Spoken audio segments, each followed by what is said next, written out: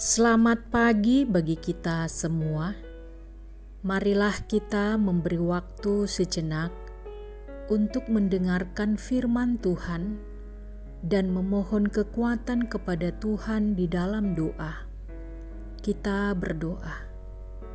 Puji dan syukur kami sampaikan kepadamu ya Allah Bapa di sorga, atas segala pemeliharaanmu dalam kehidupan kami setiap harinya.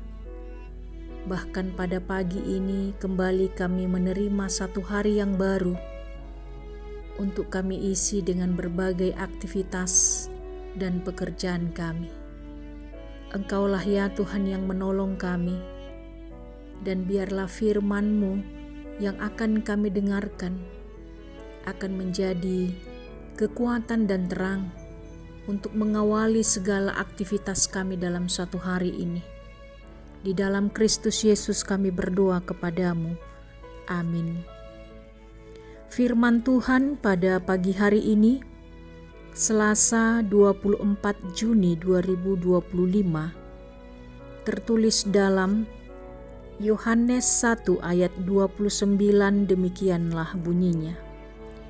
Pada keesokan harinya, Yohanes melihat Yesus datang kepadanya, dan ia berkata, "Lihatlah anak domba Allah yang menghapus dosa dunia." Demikianlah pembacaan firman Tuhan. Saudara-saudari yang dikasihi oleh Tuhan Yesus Kristus, membaca Injil Yohanes, tentu kita pasti menemukan kesaksian Yohanes dengan menegaskan kepada orang Yahudi bahwa Yesuslah bintang utama dari karya keselamatan Allah, bukan dirinya. Bahkan dalam renungan pagi ini penegasan itu semakin ditonjolkan oleh penyataan bahwa Yesus adalah anak domba Allah yang menghapus dosa dunia. Yesus sebagai anak domba Allah, sebagai anak domba Paskah, memiliki makna simbol pembebasan. Pembebasan sebagai karya Allah kepada bangsa terpilih. Anak domba adalah alat pembebasan.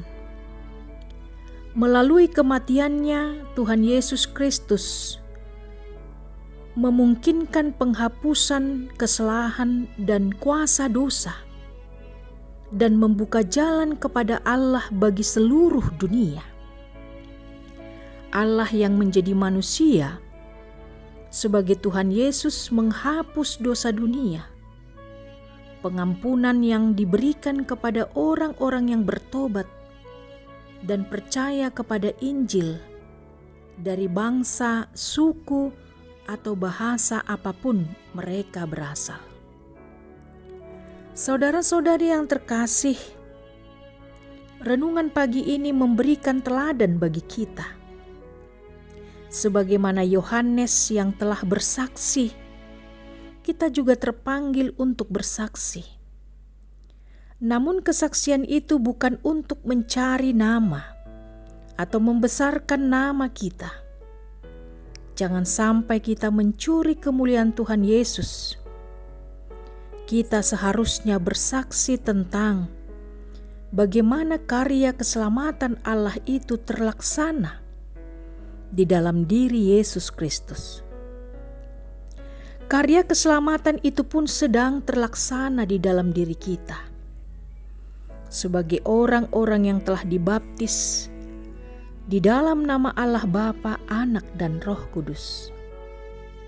Oleh karena itu, mari merenungkan pengorbanan Yesus dan menerimanya sebagai juru selamat pribadi yang telah menghapus dosa-dosa kita.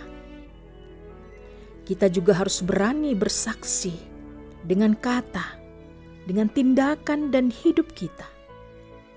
Biarlah orang lain melihat bahwa penebusan Kristus memberi dampak yang menyatakan kuasa dan kemuliaan-Nya di dalam hidup kita. Amin. Kita berdoa. Ya Tuhan Allah, kami sungguh bersyukur atas kasih-Mu yang begitu besar. Engkau telah menjadi anak domba Allah yang menghapus dosa dunia dan dosa kami, umat-Mu yang berdosa ini. Kami sungguh bersyukur Tuhan untuk cinta kasih-Mu yang begitu besar dalam hidup kami. Pada pagi ini juga Tuhan kami berdoa untuk jemaat-Mu yang sedang sakit. Biarlah Engkau yang memberikan kesembuhan dan kesehatan. Untuk jemaat-Mu yang sedang dalam pergumulan yang berat, dalam duka cita, hanya Engkau ya Tuhan yang dapat menolong mereka. Berilah kekuatan dan juga penghiburan, agar mereka memiliki semangat hidup yang baru untuk melanjutkan segala aktivitas mereka setiap harinya. Demikian juga Tuhan, untuk jemaat-Mu para lansia, kiranya Engkaulah yang memberikan kekuatan, kesehatan, dan sukacita, agar mereka dapat menikmati kehidupannya dengan penuh ucapan syukur bahwa Tuhan yang telah memberkati mereka dari masa mudanya hingga pada masa tuanya ini. Terpujilah Engkau ya Tuhan Yesus, kami berdoa kepadamu. Amin. Selamat beraktivitas bagi kita semua.